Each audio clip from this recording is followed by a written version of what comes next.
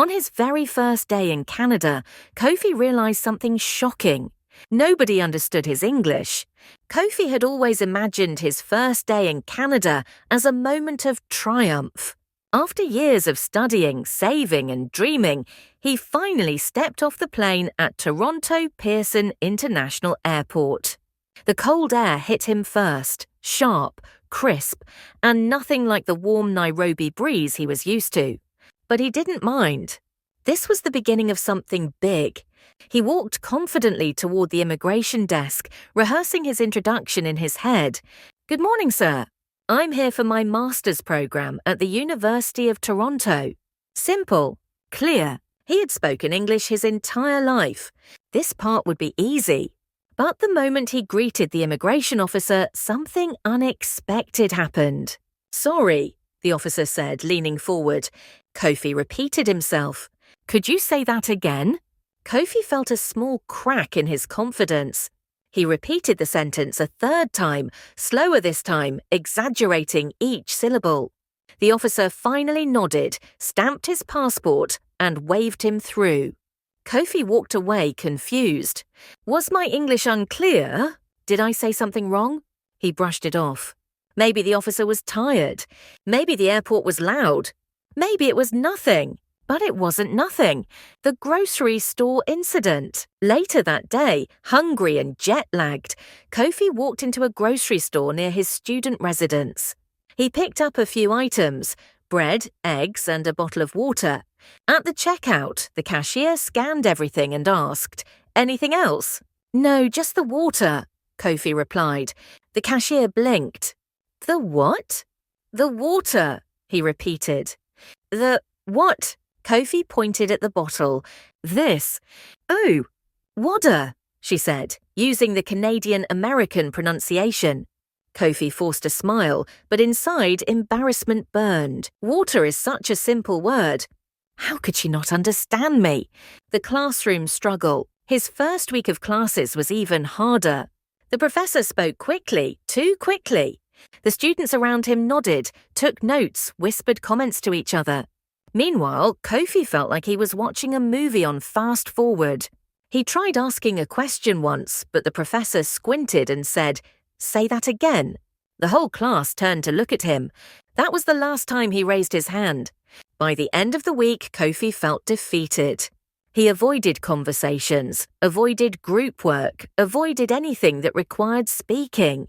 He stayed in his room, watching YouTube videos of Kenyan creators just to hear familiar accents. He wondered if he had made a mistake coming abroad. How can I succeed if people can't even understand me? One afternoon, while sitting alone in the campus cafeteria, Kofi overheard someone speaking Somali on the phone. The voice was warm, confident, and familiar in its East African rhythm. When the call ended, the speaker, a young woman wearing a blue hijab, sat at the table next to him. She noticed his textbooks and smiled. "First year?" she asked. Kofi nodded. "You look stressed," she added gently.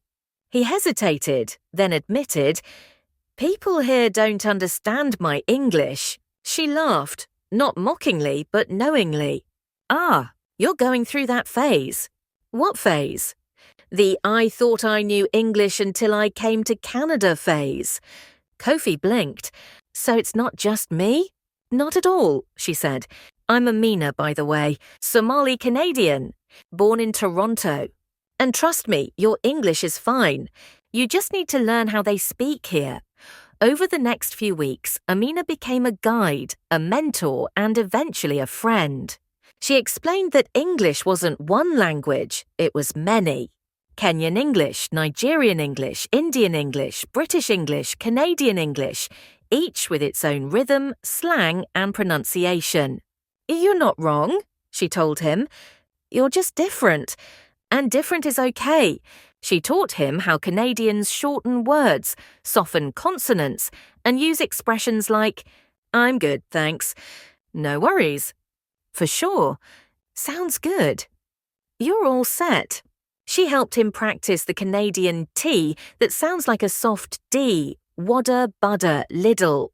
She explained cultural communication styles, how Canadians often avoid direct disagreement, how they use small talk to build comfort, how they say sorry even when nothing is their fault. Slowly, Kofi began to adjust to the new environment. He started picking up local expressions.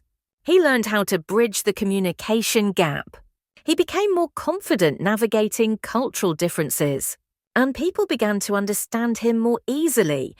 One day during a group project, a classmate said, "Kofi, you explain things really clearly. Can you walk us through this part?"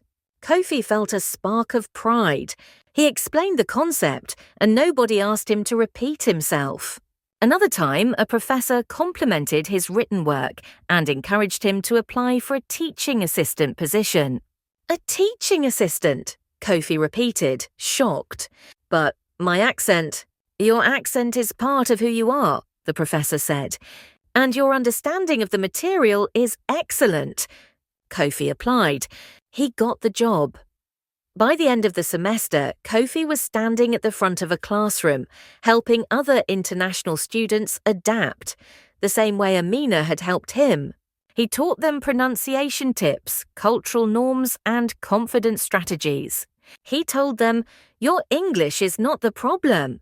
You just need to learn how they speak here." Students listened to him with admiration. Some even said, "You make me feel less alone." And for the first time since arriving in Canada, Kofi felt completely at home. Not because he changed who he was, but because he learned how to connect across cultures.